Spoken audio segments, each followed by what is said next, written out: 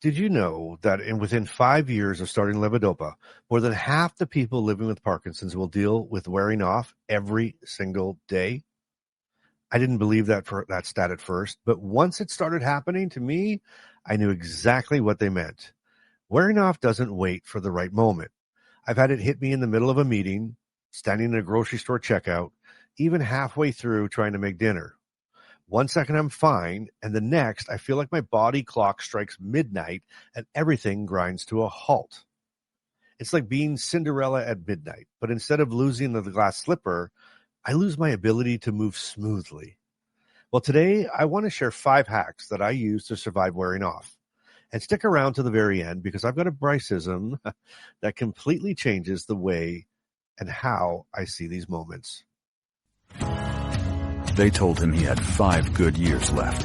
That was 15 years ago. He's still standing, still speaking, still living. This is Living with Parkinsons.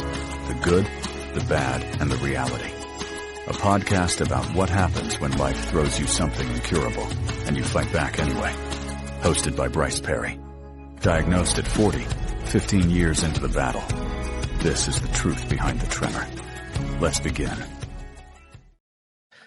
Well, welcome back, friends. And if you're new here, I'm Bryce, and this is Living with Parkinson's, the good, the bad, and the reality.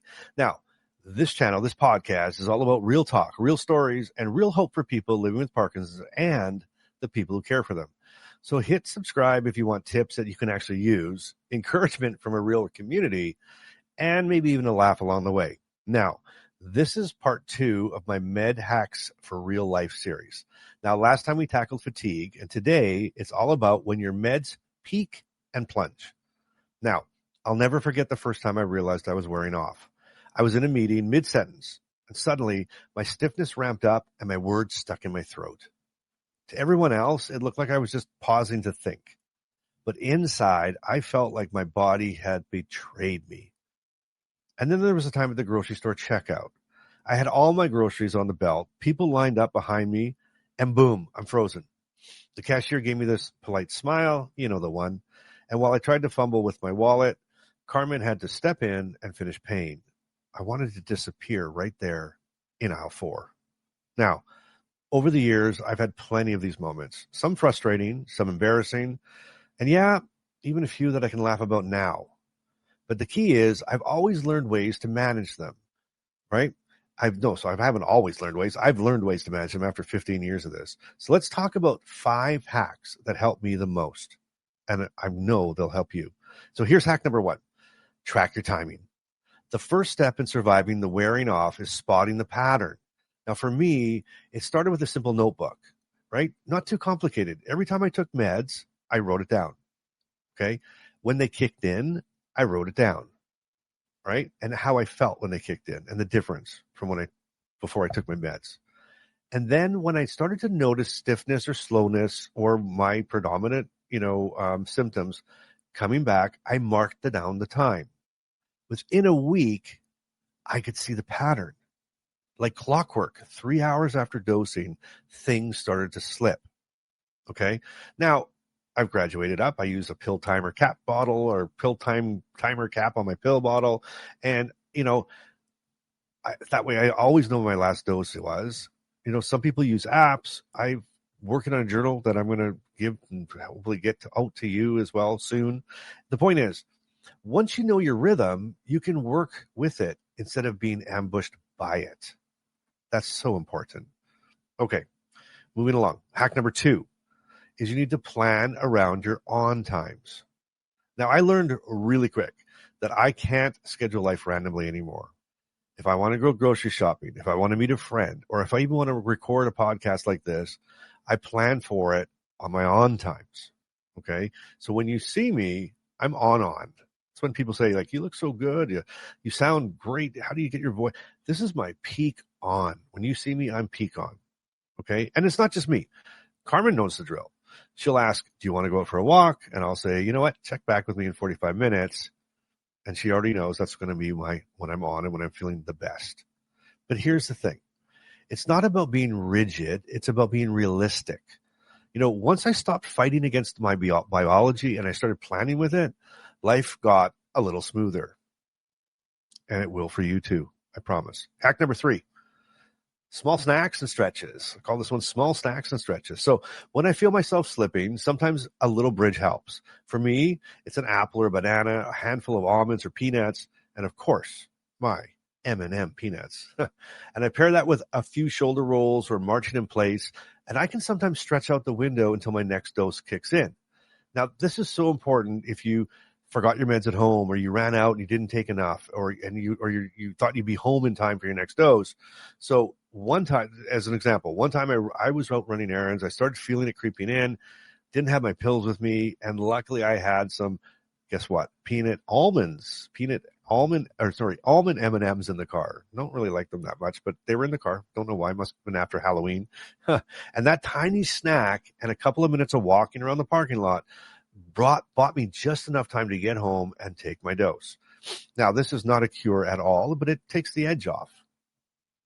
So if this is sounding familiar, hit the like button so more people can see the real side of Parkinson's and what we really need to hear. And tell me in the comments, when do you notice your meds wearing off the most? Morning, afternoon, or evenings? Really cool to see how different we are. And then again, maybe how similar some of us are. I'd love to see that. So morning, afternoon, or evenings, when do you notice your meds wearing off the most? And if you don't know what I mean by meds wearing off, it's like, when do you start feeling crappy? when do those symptoms start coming back? When do you start getting, mine usually start with a headache. Like my head starts to hurt a little bit. I get a little bit brain foggy. Then I feel the stiffness kicking in. Those are all my predominant symptoms. So for you, it may be different, but you'll start to notice it start slowly coming back in. Okay. That's how you do that. So moving on, hack number 4. You need to talk to your doctor. Now, one of the biggest mistakes I made early on was accepting that wearing off was my new normal. I get fired up on this part. Don't do that. There are options.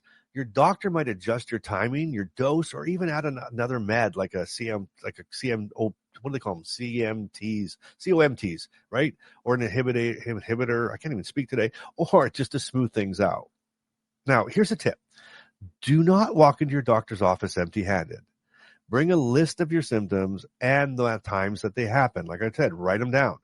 I've shown up with notes that Carmen helped me keep, and my neurologist could actually see the patterns and make changes that made a real difference. So even if I couldn't see the patterns, or even if you're just starting out newly diagnosed, you're like, patterns, what in the heck are you talking about? Do what I said in step number 1, the tip 1, and write them down and take them to your doctor and let him see it or her see it. And they'll see the patterns and they can help you with that. I promise you. So that it's such an amazing difference. Like, my God, don't walk in and say, I think this happens, or this might happen, or I'm feeling like this. Bring in the list of symptoms and the time they happen. I've shown up with notes that Carmen helps me keep, right? And again, like I said, my doctor sees the pattern. He makes the changes. And that 10 minutes of preparation before that appointment, it pays off big time. Listen, don't waste those appointments. You only get them, once, twice, 3 times a year. Me, it's 2 times a year. So that's a massive hack for you. And you know what? Again, people keep saying to me, how do you not look off? Do you not go off? You look so good. I plan it. When you see me doing this is my peak on. I'm peak on, baby. This is like what I would never go on camera if I was off. Promise me. I promise you I would not. And you wouldn't want to see it either. So there you go. And here is now my hack number 5. And this is what I call have a rescue plan. Now this one's just huge. It's just huge for peace of mind.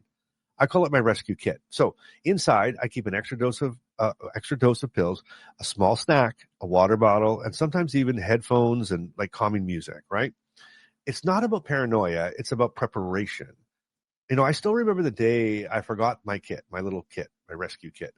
And I was out with friends and I started wearing off and I realized I had nothing on me. I felt trapped, and since then I don't leave my house without my kit.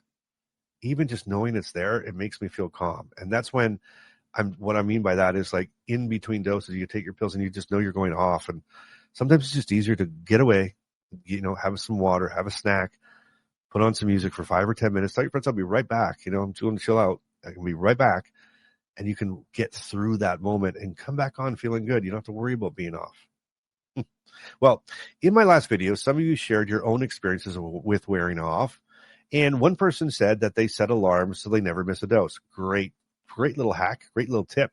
I set alarms on my phone, my Alexa, everything's going off all the time, just so I always have things, so I always know when it's going to happen. So that was a great tip. And another said that they keep their activities light in the afternoon because they know their meds fade more often in the afternoon. So they plan their day around it. And these are the kind of tips that make this community so powerful. I just pulled these out of the comments, by the way.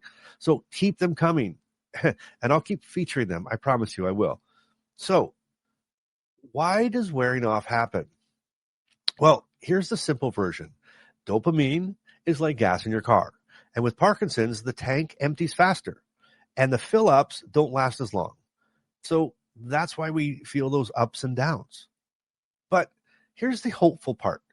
Researchers are working on longer-lasting levodopa formulations, pump therapies, DBS, even gene therapy. There's real progress being made, and that gives me hope, and I hope it gives you hope too. That's a lot of hopes, right? Gives me hope, you hope, we all have hope. But anyway, so you know what? I'm going to give you, this is the end, but I'll give you my Bryceism for today. With Parkinson's, wearing off reminds me to build a life that works with my rhythm, not against it. Now, I came up with that one after canceling plans, one too many times because I crashed at the wrong moment. Now, instead of forcing myself into a schedule that doesn't fit, I plan around my rhythm, and I do have, right? And some days it works beautifully. And guess what? Some days I completely blow it. But either way, I try not to beat myself up. So if you're blowing it right now, or you're just like, oh my God, I messed up my timing, it's okay. You blew it. Just blow it off and pick yourself up, dust yourself off, and let's go. So those are my 5 hacks for navigating wearing off. Which one resonated the most with you? Or better yet, what's your best trick for handling those ups and downs? Drop it in the comments. Remember, I read every single one and respond to every one of them. And that's not the best part. It's a good part, but that's not the best part.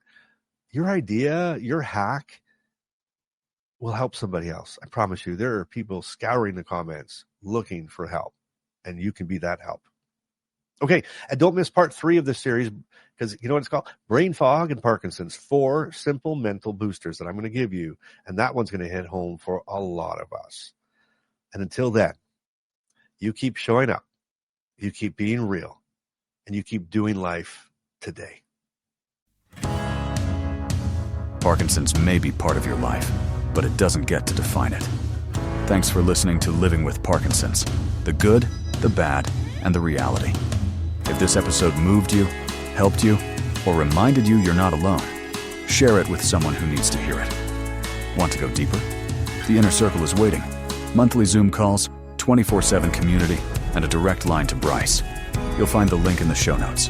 Until next time, keep showing up and keep doing life today.